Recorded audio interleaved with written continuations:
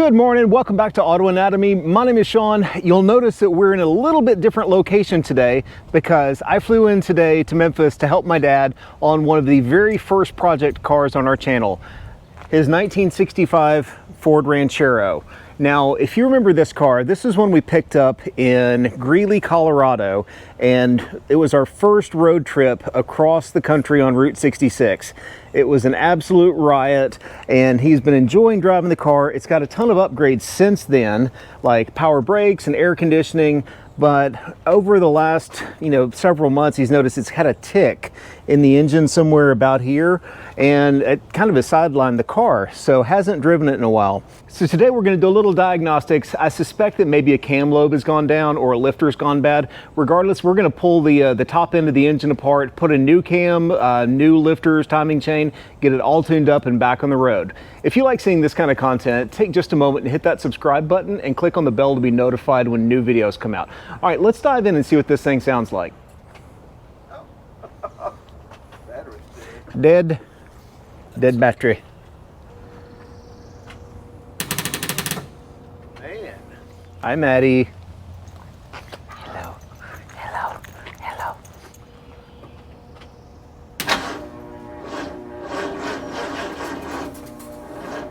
Boy, it's close.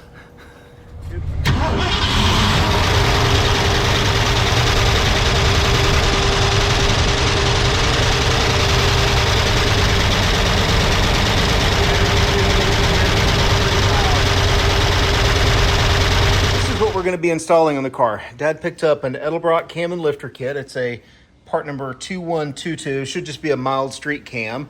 We've got a new double roller timing chain, new gears, gaskets, all of the stuff to make this thing hopefully quiet again. All right, let's dive into just pulling the top end of the part. We need to drain the coolant, drain the oil, and then pull carburetor intake, valve covers, front cover, a whole lot of things. All right, so what we're seeing already is that some of the valves are very, very loose. So let's see, 1, 2, 3, 4, 5, 6, 7, and 8 especially. Looks like 7 is loose, 8 is falling. Like, it's just super loose. I can not only move it side to side, but like up and down. And I think what makes the most sense is this thing's just wiped a lobe on the cam, which, if it did, great, we're doing the right thing. And if it didn't, then we get a new cam out of the deal. So either way, it's a win-win. We're still doing the right thing. Still doing the right thing. Just gotta wait on this block to finish draining. It's been draining for about 15 minutes and it's still trickling. So we're both pretty impatient here. So we may just pull it and make a mess. Or we can just go have a drink and come back. There's that.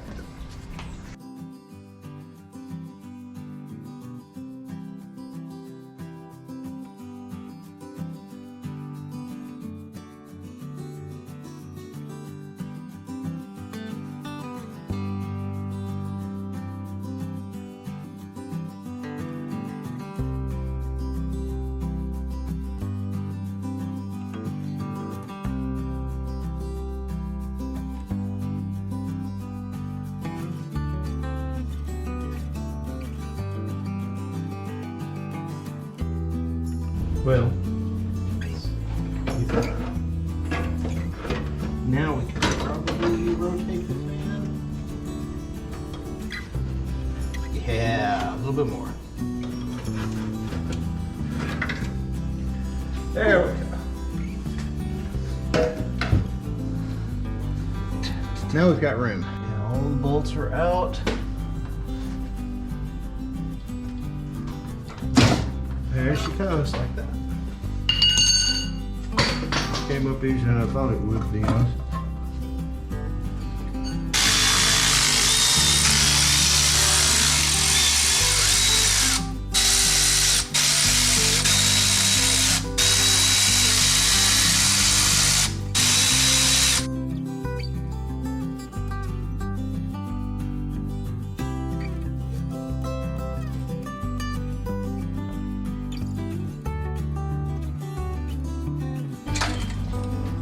Son of a bee. Look at that. I tell you what. You know, we did the same thing on the Thunderbird, Yeah? and I pulled the front end apart to fix an oil leak, and it's like, well, while I'm here, Oh, I remember that. and it was that fiber timing gear, Yeah. and it was about to fall apart. Oh, yeah. And At least this one's metal. it is metal. I mean, it's worn. But well, let's get this guy out of here. Sounds good. I think we got just the one bolt One bolt on the end of the cam, I think. there, and then it should slide out. Grooves. Pulley, I'm guessing 72, 73. So we need more oomph, because that thing should only be tightened to like 35 foot-pounds. This tells me this thing's probably been apart before. Yep. Little Steve Faxton on it. Well, it was tighter than the crank bolt. Yeah.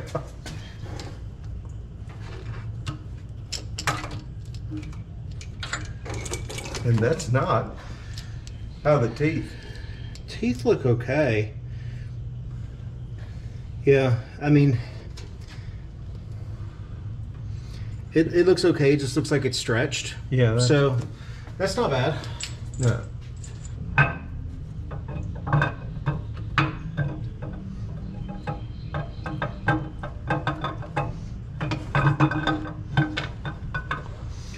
Yep. We're gonna have to pop that. Okay, now let's see what we can do.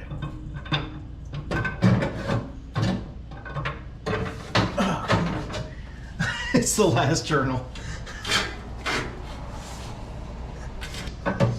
It's right there. Now I have to get it out. Well, we got the cam out, got all the lifters out, got the whole front and top of the motor off. And, you know, honestly, it didn't really look all that terrible. There were a couple of lifters that looked bad and maybe a little bit of cam wear, but no overt smoking gun. But regardless, like I said earlier, you know, Dad wanted a new cam, so this is a perfect chance to do that. So we're going to wrap up for today, take a shower, get some food, and then we'll see you bright and early. Good morning from Memphis. Today is day 2 of working on the Ranchero, and overnight last night it stormed its butt off, so everything is wet outside. Thankfully we are inside, and we've spent this morning just kind of cleaning up some parts and, you know, getting things ready, cleaning up gaskets, bolts, that kind of stuff. I think we're about ready to throw the cam in. Now, I mentioned that we picked up an Edelbrock. It's a 31-2122, and, you know, just, we didn't want anything crazy, just a nice mild street cam. So at 50 thousandths, it's 204, 214 on a 112 lobe separation with 448 intake lift, 472 exhaust lift. Didn't want anything with too much of a lump at idle. You know, we just wanted nice smooth, something that would pull good vacuum. You could run the power brakes, but may have a little bit more power than stock. But I think we're ready to throw it in. So let me wash my hands, get some cam assembly lube, and we can toss this cam in this old girl. Time to go for a bath, little lifters.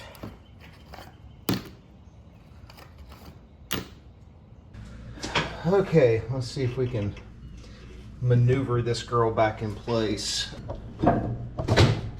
Yeah, I think 2 packages will be perfect, because that way it'll give us more than enough to get everything nice and bathed.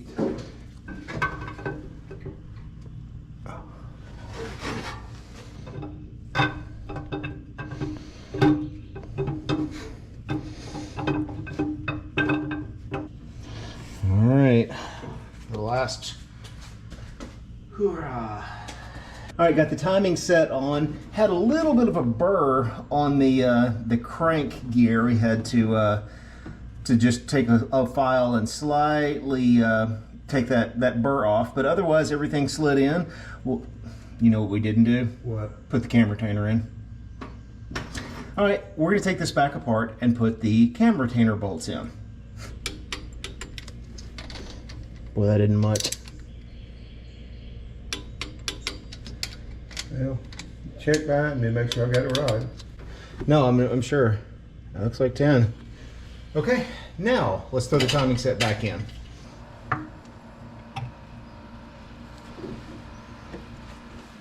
So I've discovered something kind of interesting on the car. We knew that this wasn't the original engine. Originally it was supposed to have a 289, and it's got most likely a 70s era 302 in it. And it looks completely stock, but somebody's been in here before. And I say that because it looks like, you know, some Bubba has gone in and done some work. The rocker nuts are not original, I don't think. So these look original, but they're not pinch bolts where they tighten up, you know, like somebody squeezed them. They had these little brass lock nuts on top. One, most of the threads were pulled out, but two, on a couple of the rocker studs, there's a washer underneath it, and I don't think that's supposed to be there. That doesn't look like a hardened washer or anything. This just looks like a hardware store bit. And on the very last one for number 8, there's a broken piece of a washer. Let me see if I can fish it out. Yep, look at that. Yep. So that was probably a good bit of the problem, is that this washer broke and then all of the lash went away on that valve. Exactly. So we may not have had, you know, a cam problem per se, but we had a lifter problem and we had a timing chain problem. So all in all, it was worth doing anyway. But this just goes to show, when you buy a car that somebody else has worked on, you have no idea what you're getting into. All right, we're gonna go through and make sure none of the other rockers have washers on them, and then probably going to replace these little brass nuts with some steel nuts, because it looks like the thread's pulled out of all of them. So we've just been putting all the front accessories back on the engine. It's just flying together now. Really, the only thing we've got left to do is we put the intake on, drop the radiator in place, belts, and then before we fire it up, we're going to replace all these lock nuts on here and get the pieces of brass that are just falling apart off of all these rocker studs here, and then replace the lock nuts. This is crazy. Have y'all seen this before? Let me know if that's like a common thing. Was this an original part? Is this an aftermarket part? I don't know that I've seen this happen before. Okay, radiator incoming. Incoming!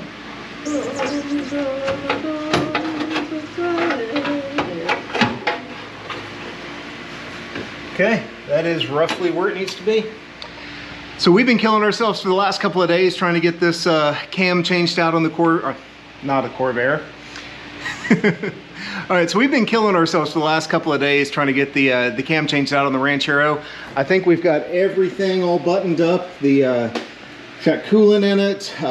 It's got oil. We're going to change the oil after we fire it up to let all the break-in, you know, lube come off of it. So we'll let it run with the oil that's in it for about 20 minutes and then change the oil. Timing's roughly set. It's got gas in it. It's got all the hoses, spark plugs. We'll fire it up? Yeah. Let's do it. Let's see what we get.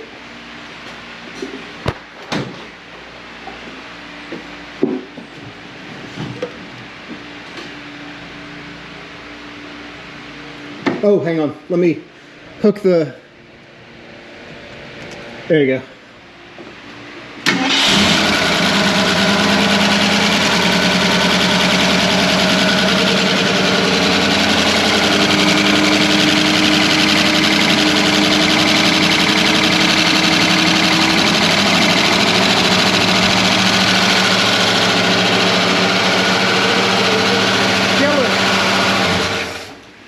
Showing no oil pressure. So it's the start of day 3, and yesterday it fired right up, but we didn't have any oil pressure, and just checked everything over real quickly, and it looked fine, but turns out we were a little bit low on oil. We decided to call it a night and start again. So today is morning of day 3, got it all topped off with the oil. Went ahead and pulled the distributor out and spun the drive shaft, the oil pump drive shaft, and it's shooting oil out the push rods now. So I think we're ready to fire it up. All right, let's hit it. I'll mend the throttle here.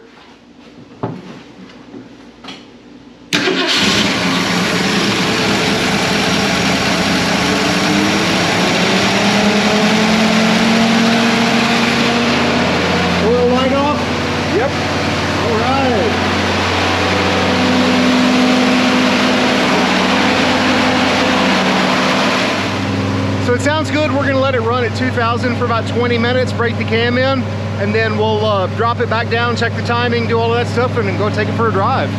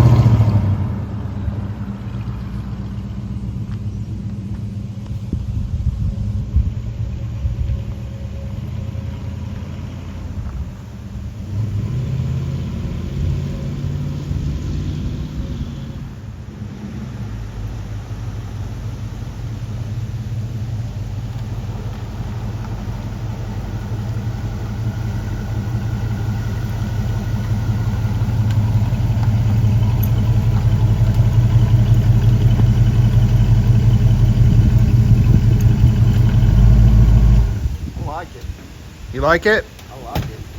It sounds good.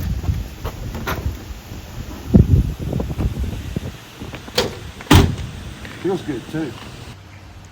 So we've got everything all buttoned up.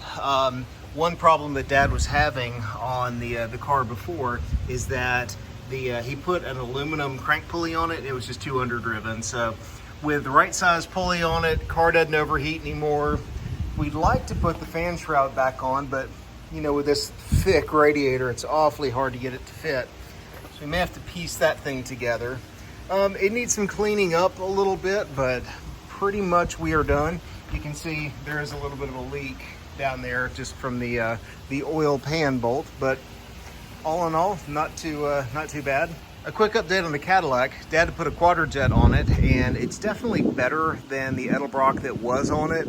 But one problem we've had is that this thing has never felt like it's got enough power, even with a 500 cubic inch engine. And the problem is that it had no vacuum advance. So in doing some playing with it, hooking a Mighty Vac up to the vacuum canister, the diaphragm was busted in the vacuum canister. And of course, nobody in town has got a vacuum canister for a 1973 Cadillac in stock. So that'll be another project for another day.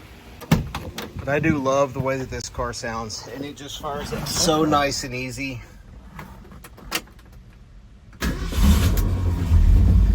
I mean, you can't beat that.